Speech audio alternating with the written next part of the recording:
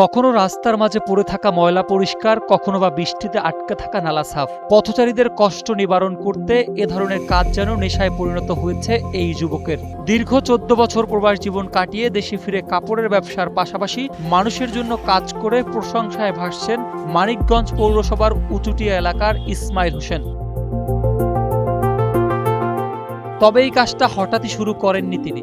রাস্তার বাঁকে ঝোপ জঙ্গলের কারণে বাইক দুর্ঘটনার শিকার হয়ে এই ব্যতিক্রমী সিদ্ধান্ত নেন ইসমাইল হোসেন। ইসমাইলের মতো আর কেউ যেন দুর্ঘটনার শিকার না হন, সেই ভাবনা থেকেই 2025 সালে শুরু করেন রাস্তার বাঁকের ঝোপ জঙ্গল পরিষ্কার, ভাঙা রাস্তা সংস্কার এবং বৃষ্টির পানিতে আটকে থাকা নালা পরিষ্কারের কাজ। তখন এরকম আর কি মুখোমুখি হয়ে একটা অ্যাক্সিডেন্টের, তখন থেকে আমি উদ্যোগ নেই যে এই সমস্ত কাজ তো আসলে সবসময় চাইলেই সরকার পক্ষ করতে পারে না, তাদের একটা ডিসিপ্লিনের একটা সময়ের ব্যাপার আছে। তো আমার নিজের থেকে যদি আমি একটা কাজ করি আর সেই একটা কাজের উসিলায় যদি আল্লাহ পাক আমাকে জান্নাত নসিব করেন কিংবা আমার ভালো করেন, আমার জন্য যদি আরো মানুষের উপকৃত হয়, এই সমস্ত চিন্তা ভাবনা করে এই সমস্ত কাজ করি।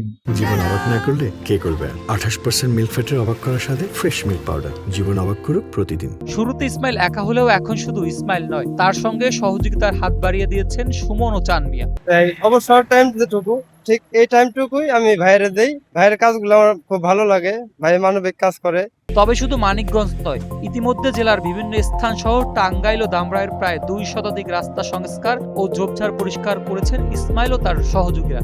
রাস্তায় সমস্যা দেখলেই সমাধানের চেষ্টা করেন তারা।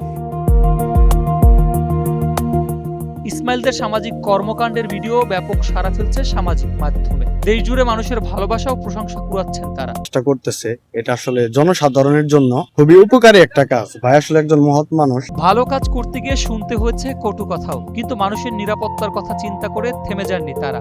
নেই পারিশ্রমিক, নেই ব্যক্তিগত স্বার্থ, মানুষের চলার পথটা একটু নিরাপদ করতেই তাদের এই অক্লান্ত পরিশ্রম। সাইফুল ইসলাম, NBB।